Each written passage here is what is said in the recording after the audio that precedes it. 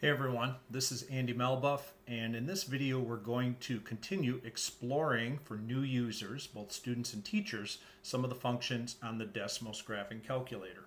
So the screen you're looking at is the standard Desmos Graphing Calculator. I typed in desmos.com to get here and I clicked on Calculator. Now again, please create a free account if you haven't already. And if you already have one, go ahead and sign in. I typically use sign in with Google. And now I'm ready to save anything because I'm signed in here and my name appears. So we've got our expression boxes on the left and we've got our graph canvas on the right, and we're going to pick up where we left off previously. And the first thing we're going to take a look at are sliders. So we're pretty familiar with graphing things like y equals 3x plus 4. And as we type those equations in, we see the graph appear dynamically for students to look at. And again, any key points like intercepts are clickable for students and they can view those ordered pair coordinates. But I'm going to modify this a little bit. I'm going to add a little bit of variability to this question. I'm going to replace my coefficient of 3, my linear coefficient, with a value of a. Now, as soon as I replace it with a, I get a little warning symbol here. Too many variables. Try defining a. Desmos doesn't know what a is, and it prompts us to add what's called a slider. So I'm going to click on this little blue box here that says a, and in box number 2, we've created a slider. Now, right now, a has a value of 1, so what's being graphed over here is y equals 1x plus 4. There's a slope of 1. But this slider can be manipulated by students and teachers, and the graph changes dynamically. So when a has a value of negative 2.2, we see this equation graphed with that negative slope. And so we can use this to help students explore the idea of what a does in this particular linear equation. Now right now, a is set up to go from negative 10 to positive 10, and it takes on all values in between depending on where we move this point. But we can modify these. If I click on either this 10, this maximum, or this negative 10, this minimum, I can fill in specific values. So maybe I want the slope to go from negative 6 to 4. And maybe I want it to occur in increments of 1. So we can make those changes, and then as students or teachers manipulate this, it changes by increments of 1, and students can explore those slope concepts. Again, seeing that this point always remains the same on the graph. There's a y-intercept of 4. We can further continue our look at exploring these by changing our constant coefficient into b. That's not a b, there's a b. So again, we're prompted to add another slider. I'll do that.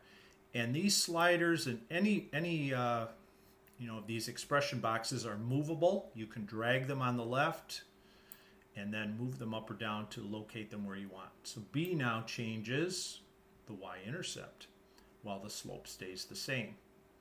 And students, if you let them play around with this a little bit, will see that each of these sliders have a little play button. So you can let students click play and you'll see dynamic motion right here. Now this looks a little bit confusing and complicated, but you could certainly pause one of them and discuss what's going on as A changes and as B changes. So I'm going to press pause to stop that. I can also take a look at doing this same idea with quadratics, and this is really beneficial for high school teachers and students. You could talk about maybe vertex form.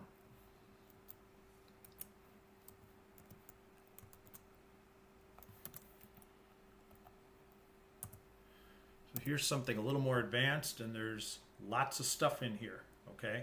Desmos is prompting us to add 3 sliders to represent A and H and K. So if I add all of them, we can have discussions with students.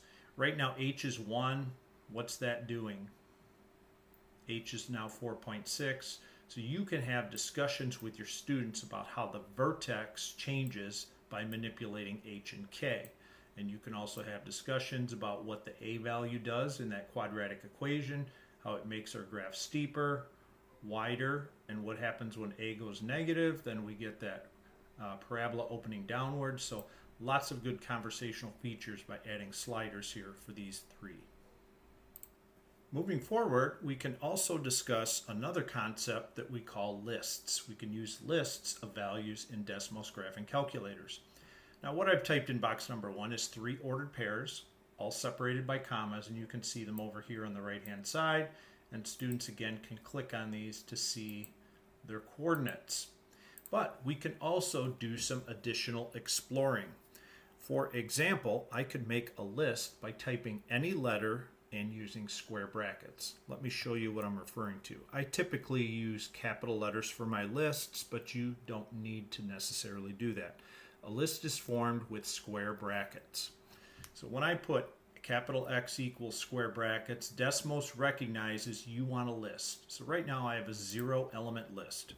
And I can put some very random values in here. Maybe I put in -7, I'll put in 10, 0, and -3. So right now I've created a 4 element list, and I can then graph using those values in that list. So I'm going to create some more ordered pairs. So instead of using 2, 5 as an ordered pair like I did in box 1, I'm going to use capital X, comma 5. And now, even though I typed in just one ordered pair, because X contains 4 elements, I get 4 plotted points here. Now I'm clicking at each of those 4 in green. So if you create a list with values, you can also plot them this way. Now I'm going to delete this list, and I'm going to kind of reverse it a little bit. I created horizontal points. I can also use my list to create vertical points. 2, X. Now you'll see here 2, X, I get a point here, and that's all I see because the other ones are a little bit higher up and lower. So there's all 4 of them if I widen my viewing window by zooming out a little bit. Now with lists, we can use them to create a random series of numbers like I did here in box number 2. I just picked 4 random numbers, but I can also set up my list to include a pattern. So I'm going to again use square brackets, and maybe I want a list of numbers starting at -6, increasing by 2. So I would have -6, comma, -4, comma, if I use 3 decimal points and then I put a 10, it recognizes the pattern I'm trying to set up here. So it created for me a 9 element list. And these points that I had plotted here, 2, X, are still plotted. So here they are. Here are all of those 9 ordered pairs. So we can use lists in plotting and graphing just as easily as we do other values. So it sometimes saves us teachers a little bit of time. So clearing these values out, I'm going to press this edit list. I'm going to delete everything, and we're going to start over here, and we're going to now move into what are called domain restrictions or limitations. So I'm going to start by showing you just the graph of the line y equals 2x plus 3. And you can see it graphed there on the right. Well, we can give this equation that's being graphed some restrictions. For example, maybe I don't want any values graphed that are down here in the 3rd quadrant. So, or maybe I want values only positive x values. So I can put restrictions in here, and for restrictions we use curly brackets or braces. So here's a curly bracket brace situation.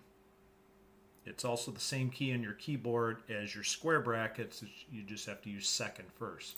So if I wanted to type in here x greater than 0, I use my inequality there. Now I see all I'm graphing on the equation is the part of the equation where x values are larger than 0.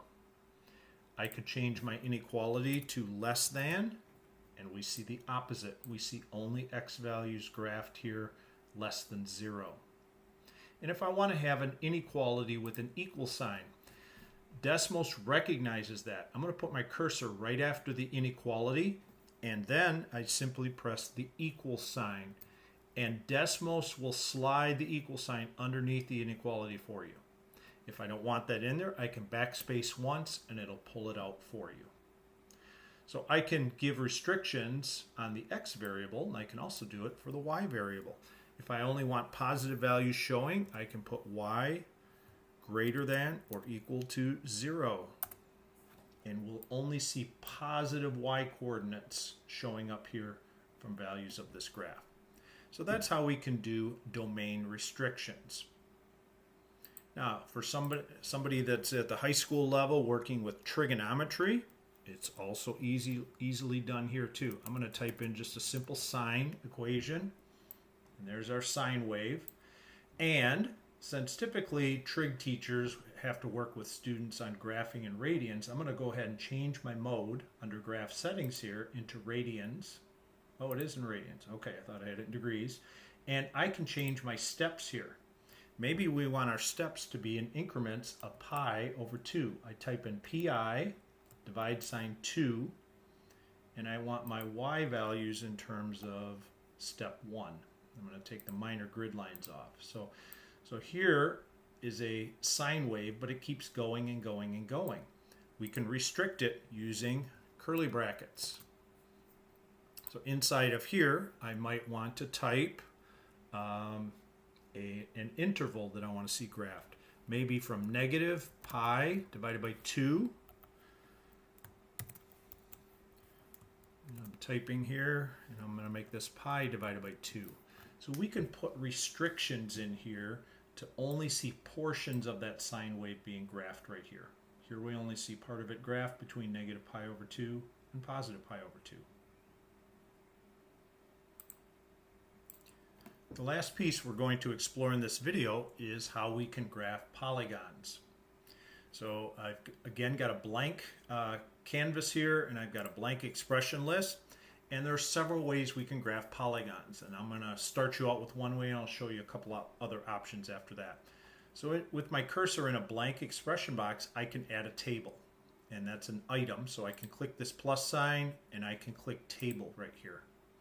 So I'm prompted with a 2-column table, and my values are x sub 1 and y sub 1. I can't use just plain x and y there, they have to have subscripts with them. So I'm going to go ahead and create a table, and I'm going to put 1 point at 0, 0. You see it plotted on the right. It's kind of tough to see it because it's in black, so I'll change the color to blue. And maybe I want another point at 3, 1.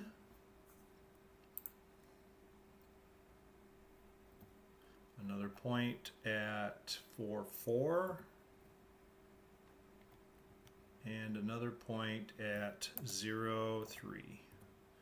So I have 4 randomly placed points here. Okay, I can go ahead and make a polygon out of these, considering these 4 points to be vertices. So I'm going to leave my table. I'm going to click down into the next open box. And to get a polygon, I just simply type the word polygon. And as I start typing, Desmos is asking me to add sliders. Just ignore that for now. Once you type in the entire word polygon, then those slider suggestions go away. And in parentheses, I can put x sub 1. I just type x1, and it knows this, the 1's going to be a subscript, comma, y1. And then it will graph a polygon here from those 4 vertices. And again, as we saw earlier, I can hold down my cursor here on the left-hand side to change color. So here I'm making my polygon red. The vertices are still blue, but I'm making the polygon red. I can change the thickness of the lines. There they get a little bit thicker. I can make my lines be dashed or dotted depending on your view. Your fill is basically how intense the color is. So the default is 0.4. If I make it 0.6, it gets a little darker. 0.8 gets darker yet. And the most you can have is a 1 here, and that's as solidly colored as it can be. So I'm going to change it back to 0.4. And there's how we can create a polygon. And they come from the values in the table here. I can also create polygons without a table by just using ordered pairs. And again, I want to use the word polygon to start. And then I'm going to use a parentheses, and I have to use a series of ordered pairs inside of this parentheses. So here's what I'm referring to. Maybe I want one of the vertices to be at -4, 1, comma, I want another vertex to be at -1, -5, and a third vertex at 2, 4. Now, I'm going to stop with just 3 ordered pairs because I can create a triangle here. And you can see that graph dynamically. And again, we can change colors on that. We can change style however we'd like. And you can graph a series of points and make them into a polygon that way. So I can use a table and I can use ordered pairs. And I could also make a polygon using ordered pairs from movable points. Let me show you what I'm referring to here. I'm going to turn off the green polygon, the triangle. I'm going to keep it there, but just turn it off so it's not visible. I'm also going to turn off the red one. And I can create some movable points. Movable points start with a letter. So I'm going to use capital A for this. And I'm just going to say this is the ordered pair 3, 4. And you'll see here's A being 3, 4. And it's a bigger circle than these points from the table because it's movable. And I can move it around and you'll see the coordinates have changed over here on the left. So to get it back to 3, 4, I'm just going to manually change my coordinates over here on the left. And now A is back to 3, 4. I can put a label on it if I want. I'm going to create a second point and I'm going to call that 3, 1. And I'm going to create a third point, and I'll call that C, and I'll make that the ordered pair 8, 1. Now those are all different colors. I'd like them to be the same color, so I'm going to make them all green this. No, I'll make them all, yeah, green this time. So I'm just going to hold down here, and I'll make A and B become green. So there are my 3 ordered pairs, and I'm going to stick labels on B and C as well, so those will appear. Now if I want to make a polygon out of those 3 ordered pairs, I can again use the word polygon. Now if I try ABC, nothing happens. I get a little error message because it anticipates you're trying to multiply something. So I want to separate A, B, and C with commas. And there's my polygon. And with these points being draggable, students can manipulate this polygon. So here's something that can be changed, adjusted, manipulated by students wherever they drag these points. So that's going to wrap up this second video on using the Desmos Graphing Calculator for some basic features. And in our next part, we're going to take a look at some very specific math functions that we can use with the Desmos Graphing Calculator. Thanks.